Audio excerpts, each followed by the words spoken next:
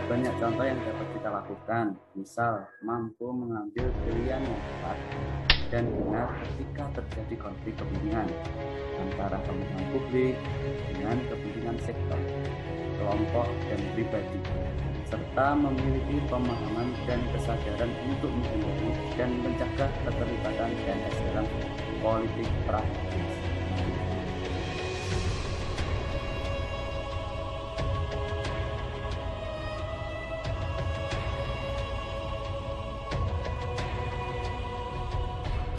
Hai semua, halo, assalamualaikum warahmatullahi wabarakatuh. Salam sejahtera, salam sejahtera bagi kita semua. Selamat datang di podcast favorit kita semua, nomor 1 di dunia. Di sini kami akan berbincang mengenai nilai-nilai aneka dalam lingkup aparatur sipil negara. Sebelumnya jangan lupa share, subscribe, dan like-nya. Sebelum kita mengawali perbincangan kali ini, perkenalkan nama saya Supriyati Sernelati. Saya petugas di UPT SDN Negeri 1. Ini nanti kami akan berbincang dengan narasumber kita yang pertama, Bapak Wahyu Ahmad Radeni. Monggo Pak, perkenalan diri silakan. Perkenalkan, nama saya Wahyu Ahmad Radeni dari UPT SDN Negeri Seragi, Kecamatan Talun, Kabupaten Blitar. Terima kasih, Bu. Kemudian, terima kasih ya Pak. Kemudian kita ke narasumber kita yang kedua, Ibu Rima. Monggo Bu, perkenalan diri dulu. Perkenalkan, nama saya Rima Awarlin. Saya dari instansi UPT SDN Negeri Ngerendeng 3 dari pemerintah Kabupaten Blitar. Bapak Ibu semuanya dan teman-temanku semua, hari ini kita akan membahas tentang ASN beraneka. Nah, apa sih aneka itu? Monggo bisa diawali Pak Wahyu. Aneka itu sebenarnya apa Pak? Monggo Pak. Terima kasih, Bu. Aneka adalah sebuah singkatan dari akuntabilitas, nasionalisme, etika publik, komitmen mutu, dan anti korupsi. Seperti itu Bu, penjelasan singkat katanya dengan aneka. Oh, jadi aneka itu singkatan dari akuntabilitas, nasionalisme, etika publik, komitmen mutu, dan anti korupsi. Kalau begitu, nilai-nilai ini sangat penting sekali ya Pak, itu dimiliki oleh ASN. Kalau begitu, apa makna-makna nilai itu? Monggo, Rina. Nilai-nilai apa? Ya Bu, terima kasih. Nilai-nilai ini tuh sangat penting yang dimiliki oleh ASN itu karena terkait dalam kinerjanya. Gitu. Ya kalau begitu kan ada itu nilai A. Akuntabilitas. Aku tidak mudah untuk dipahami. Coba bisa berikan contoh dari nilai akuntabilitas itu seperti apa?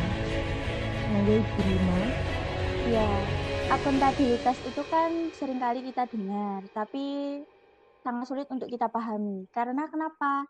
Karena akuntabilitas itu memiliki makna yang hampir sama dengan responsibilitas, yaitu adalah tanggung jawab. Arti responsibilitas itu tanggung jawab. Kalau begitu, apa sih perbedaan antara responsibilitas dan akuntabilitas? Monggo penjelasannya Pak Wahyu. Ya, terima kasih Bu. Walaupun memiliki arti yang sama, tanggung jawab, namun pada dasarnya kedua konsep tersebut memiliki arti yang berbeda.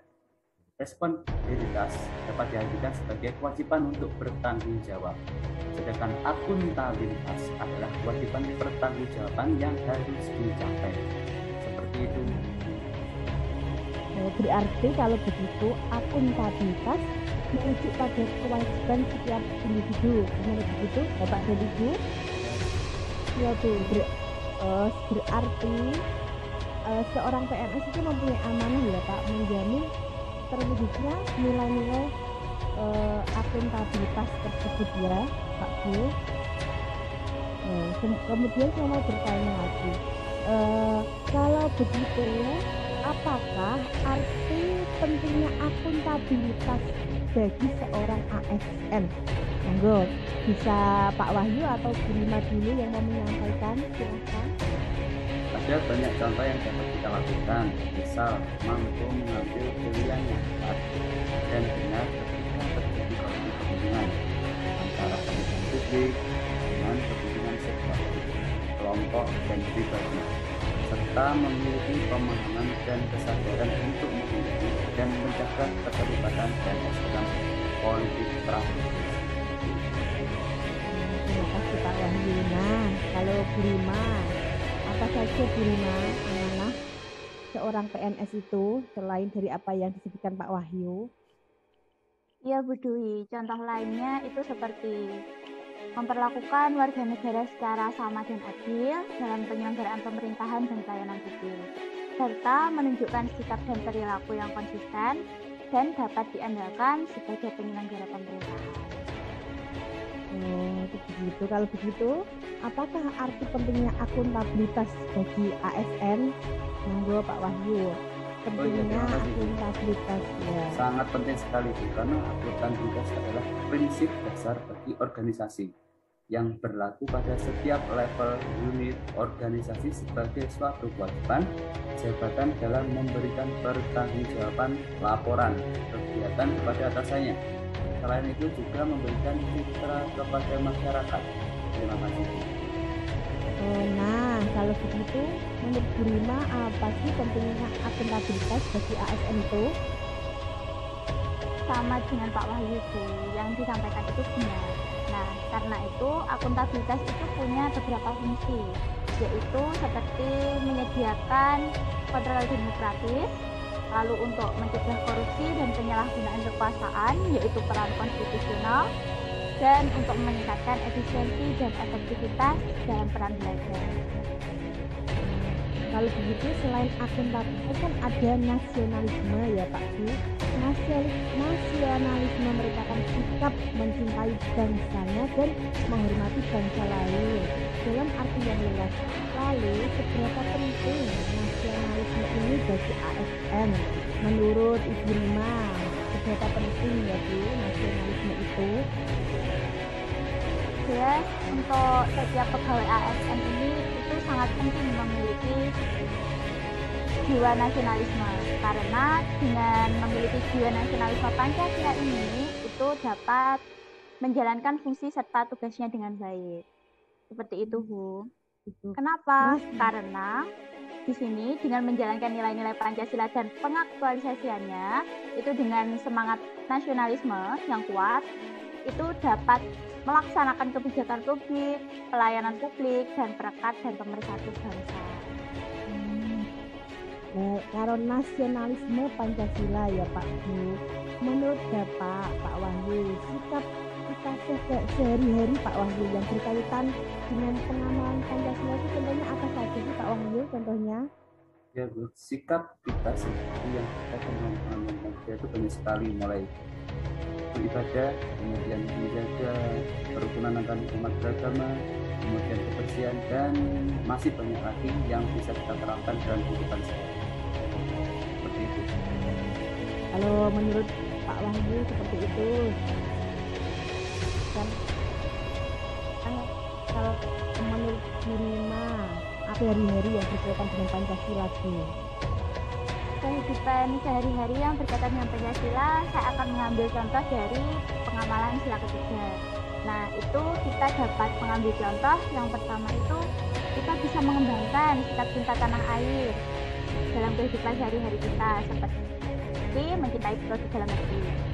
Atau bisa juga dengan rela berkorban untuk kepentingan orang lain tanpa pamrih. Contohnya seperti apa? Seperti kita menolong orang lain. Ya, yang sekarang yang ketiga deh, etika publik. Sekarang implementasinya etika publik itu seperti apa Pak Wahyu? Ya, terima kasih. Menurut saya, Menurut Pak Wahyu, komunikasi harus fokus pada masyarakat. Perlu kita tanamkan bahwa pelayanan publik dan pelayanan ada untuk melayani masyarakat, sebenarnya kepada masyarakat. Penyedia layanan harus memperhatikan kepentingan masyarakat memberikan layanan serta adil dan memperlakukan masyarakat secara terhormat, seperti itu. Berarti masyarakat yang utama dulu. Kalau Iya, sekarang utama menurut Bu masyarakat. Rima, pemberian layanannya itu harus bersikap apa, Bu Rima?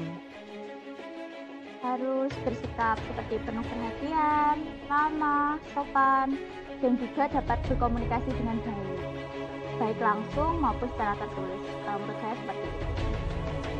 Sekarang, bagaimana dengan aktualisasi efektivitas dan efisiensi pemerintah terkait mutu pelayanannya? Menurut Pak Wahyu, bagaimana mutu pelayanannya?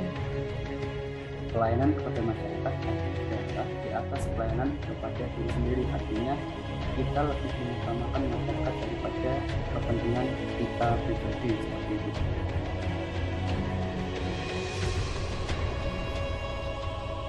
Kemudian ke anti korupsi pasti ada dampak negatif dari korupsi itu. Menurut Ibu Rima, apa saja dampak negatif korupsi bagi bangsa ini? Silahkan Bu Rima.